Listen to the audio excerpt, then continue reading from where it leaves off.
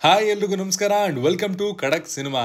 ಒಂದು ಕಡೆ ನಮ್ ಡಿ ಬಾಸ್ ನಮ್ ಜೊತೆ ಇಲ್ವಲ್ಲ ಅಂತ ಅವರ ಅಭಿಮಾನಿಗಳು ಬೇಸರ ಪಟ್ಕೋತಾ ಇದ್ರೆ, ಇನ್ನೊಂದು ಕಡೆಯಿಂದ ಅವರ ನೆಚ್ಚಿನ ಹೀರೋ ದರ್ಶನ್ ಅವರ ಬಹುನಿರೀಕ್ಷಿತ ಸಿನಿಮಾ ಡೆವಿಲ್ ನ ಅಪ್ಡೇಟ್ ಗಳ ಮೇಲೆ ಅಪ್ಡೇಟ್ ಗಳು ಬರ್ತಾನೆ ಇದೆ ಅಂಡ್ ರಿಲೀಸ್ ಡೇಟ್ ಕೂಡ ಹತ್ರ ಬರ್ತಾ ಇದೆ ಅಂತ ಅಭಿಮಾನಿಗಳು ಎಕ್ಸೈಟ್ಮೆಂಟ್ ನಲ್ಲಿ ಕಾಯ್ತಾ ಇದ್ದಾರೆ. ಚಾಲೆಂಜಿಂಗ್ ಸ್ಟಾರ್ ದರ್ಶನ್ ರವರು ನಡೆಸಿರುವಂತಹ ಸದ್ಯಕ್ಕೆ ರಿಲೀಸ್ಗೆ ರೆಡಿ ಆಗಿರುವಂತಹ ಏಕೈಕ ಸಿನಿಮಾ ಅಂದ್ರೆ ಅದು ಡೆವಿಲ್.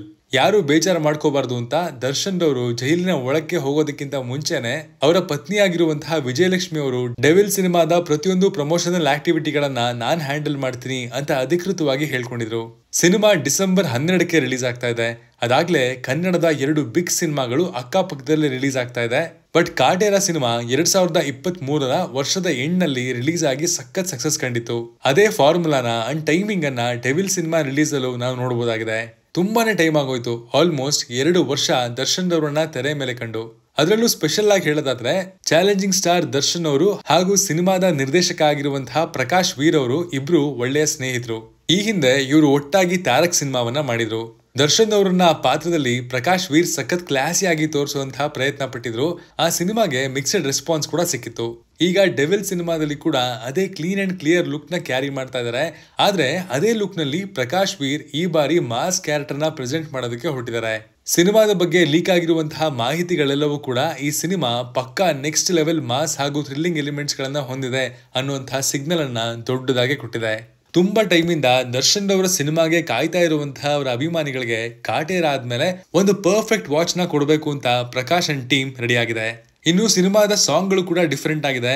ಅಜನೀಶ್ ಲೋಕನಾಥ್ ಅವರ ಮ್ಯೂಸಿಕ್ ನಲ್ಲಿ ಇದ್ರೆ ನೆಮ್ಮದಿಯಾಗಿರ್ಬೇಕು ಸಾಂಗ್ ಸ್ಲೋ ಪಾಯ್ಸನ್ ರೀತಿಯಲ್ಲಿ ವರ್ಕ್ ಮಾಡಿದೆ. ಇನಿಷಿಯಲಿ ಅದಕ್ಕೆ ಜನ ಮಿಕ್ಸ್ಡ್ ರೆಸ್ಪಾನ್ಸ್ ಅನ್ನ ಕೊಟ್ರು. ಕೇಳ್ತಾ ಕೇಳ್ತಾ ಜನರ ಬಾಯಲ್ಲಿ, ಆಟೋಗಳಲ್ಲಿ, ಸ್ಕೂಲ್ ವ್ಯಾನ್ ಗಳಲ್ಲಿ ರಿಪೀಟ್ ಮೋಡ್ ನಲ್ಲಿ ಓಡ್ತಿರೋದು ನೋಡಿದ್ರೆ ಡೆವಿಲ್ ಸಿನಿಮಾದ ಕ್ರೇಜು ಗ್ರೌಂಡ್ ಲೆವೆಲ್ ಅಲ್ಲಿ ಎಷ್ಟಿದೆ ಅನ್ನೋದು ಗೊತ್ತಾಗುತ್ತೆ. ಈ ಹಾಡು ಓವರ್ ಆಲ್ 1 ತಿಂಗಳಲ್ಲಿ 16 ಮಿಲಿಯನ್ ವ್ಯೂಸ್ ಅನ್ನ ಕೂಡ ಇದೀಗ ಪಡ್ಕೊಂಡಿದೆ. ಇನ್ನು ಈಗ ರಿಲೀಸ್ ಆಗಿರುವಂತಹ ಒಂದೇ ಒಂದು ಸಲ ಅನ್ನುವಂತಹ ರೊಮ್ಯಾಂಟಿಕ್ ಸಾಂಗ್ ಕೂಡ ನಾರ್ಮಲ್ ರೊಮ್ಯಾಂಟಿಕ್ ಸಾಂಗ್ ರೀತಿಯಲ್ಲಿ ಇರದೆ ಒಂದು ನಾಸ್ಟಾಲಜಿಕ್ ಫೀಲ್ ಕೊಡುವಂತಹ ರೀತಿಯಲ್ಲಿದೆ. ಕೇಳಿದ ತಕ್ಷಣ ನಾರ್ಮಲ್ ಪ್ಯಾಟರ್ನ್ ಅಲ್ಲಿ ಇರುವಲ್ಲ ಅಂತ ಅನ್ಸುತ್ತೆ. ಅಂಡ್ 2-3 ಸಲ ಕೇಳಾದ್ಮೇಲಂತೂ ಆ ಪ್ಯಾಟರ್ನ್ ಒಂಥರ ಹಾಂಟಿಂಗ್ ಆಗಿದೆ ಅನ್ಸೋ ಹಾಗೆ ಸೆಳೆಯೋ ಶಕ್ತಿ ಆ ಹಾಡಿಗಿದೆ. ಅಂಡ್ ಈ ಸಾಂಗು ಅಡಿಕ್ಟ್ ಆಗುವಂತಹ ರೀತಿಯಲ್ಲಿ ಇರೋದಕ್ಕೆ ಮೇನ್ ಕಾರಣ ಇದರ ಫ್ರೆಶ್ ಮ್ಯೂಸಿಕ್ ಕಂಪೋಸಿಷನ್.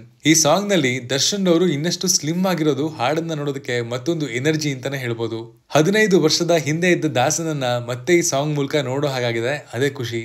ಈ ಕಂಟೆಂಟ್ ಅನ್ನ ರೆಕಾರ್ಡ್ ಮಾಡುವಂತಹ ಟೈಮಲ್ಲಿ ಆಗ್ಲೇ ಸಾಂಗ್ಗೆ 5 ಗಂಟೆಯಲ್ಲಿ 2.5 ಮಿಲಿಯನ್ಗೂ ಹೆಚ್ಚಿನ ವ್ಯೂಸ್ ಅನ್ನ ಪಡ್ಕೊಂಡಿದೆ. ಜನ ಎಷ್ಟು ಮೆಚ್ಕೊಂಡಿದ್ದಾರೆ ಅನ್ನೋದನ್ನ ಈ ನಂಬರ್ಸ್ ನೋಡಿನೇ ನಾವು ಅರ್ಥ ಮಾಡ್ಕೋಬಹುದು. ಮಿಲನಾದಂತಹ ಎವರ್ ಗ್ರೀನ್ ಸಿನಿಮಾಗಳನ್ನ ನೀಡಿರುವಂತಹ ಕ್ಲಾಸ್ ಡೈರೆಕ್ಟರ್ ಪ್ರಕಾಶ್ ಅವರಿಗೆ ಇದು ಕಂಬ್ಯಾಕ್ ಸಿನಿಮಾ. ಪರ್ಸನಲ್ ಲೈಫ್ ನಲ್ಲಿ ಆಗಿರುವಂತಹ ಕೆಲವೊಂದು ಕಹಿಯಾದ ಘಟನೆಗಳಿಂದಾಗಿ ಚಾಲೆಂಜಿಂಗ್ ಸ್ಟಾರ್ ದರ್ಶನ್ ಅವರಿಗೂ ಕೂಡ ಇದು ಮೋಸ್ಟ್ ವಾಂಟೆಡ್ ಕಂಬ್ಯಾಕ್ ಸಿನಿಮಾ.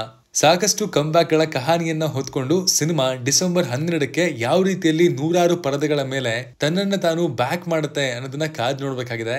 ವಿಶೇಷವಾಗಿ ಸಿಂಗಲ್ ಸ್ಕ್ರೀನ್ ಗಳ ಮೇಲೆ ದರ್ಶನ್ ಅವರ ಮ್ಯಾಜಿಕ್ ಮತ್ತೊಮ್ಮೆ ನಡೆಯಬೇಕಾದಂತಹ ಅಗತ್ಯತೆ ಕನ್ನಡ ಚಿತ್ರರಂಗದಲ್ಲಿ ಹಾಗೂ ಕರ್ನಾಟಕ ಚಿತ್ರಮಂದಿರಗಳಲ್ಲಿ ಖಂಡಿತ ಇದೆ. ಡೆವಿಲ್ ಅದಕ್ಕೆ ಬೇಕಾಗಿರುವಂತಹ ಪರ್ಫೆಕ್ಟ್ ಕಹಾನಿಯನ್ನ ಹೊಂದಿದೆ ಅನ್ನೋದು ಪ್ರತಿಯೊಬ್ಬರ ನಂಬಿಕೆ. ಎಲ್ಲ ಅನ್ಕೊಂಡಂತೆ ಆದ್ರೆ ಡೆವಿಲ್ ಸಾರಥಿಯನ್ನ ಬೀಟ್ ಮಾಡುವಂತಹ ಮಟ್ಟಕ್ಕೆ ಸೂಪರ್ ಹಿಟ್ ಆಗ್ಲಿ, ಇತಿಹಾಸ ಮತ್ತೆ ರಿಪೀಟ್ ಆಗ್ಲಿ. ಈ ವರ್ಷದ ಸೆಕೆಂಡ್ ಹಾಫ್ ಕನ್ನಡ ಚಿತ್ರರಂಗಕ್ಕೆ ಚೆನ್ನಾಗಿದೆ. ವರ್ಷದ ಎಂಡ್ ಕೂಡ ಒಂದು ಒಳ್ಳೆ ನೋಟ್ ನಲ್ಲಿ ಮುಕ್ತಾಯ ಆದ್ರೆ ತುಂಬಾನೇ ಒಳ್ಳೆದು. Hope everything gets better. Song ಮತ್ತೆ ಬರ್ತಾ ಇರುವಂತಹ ಅಪ್ಡೇಟ್ಸ್ ಗಳನ್ನ ನೋಡಿ ನಿಮ್ಗೆ ಏನ್ ಅನಿಸ್ತು ಅನ್ನೋದನ್ನ ಕಮೆಂಟ್ ಮಾಡಿ ತಿಳಿಸಿ. Signing off, Manu.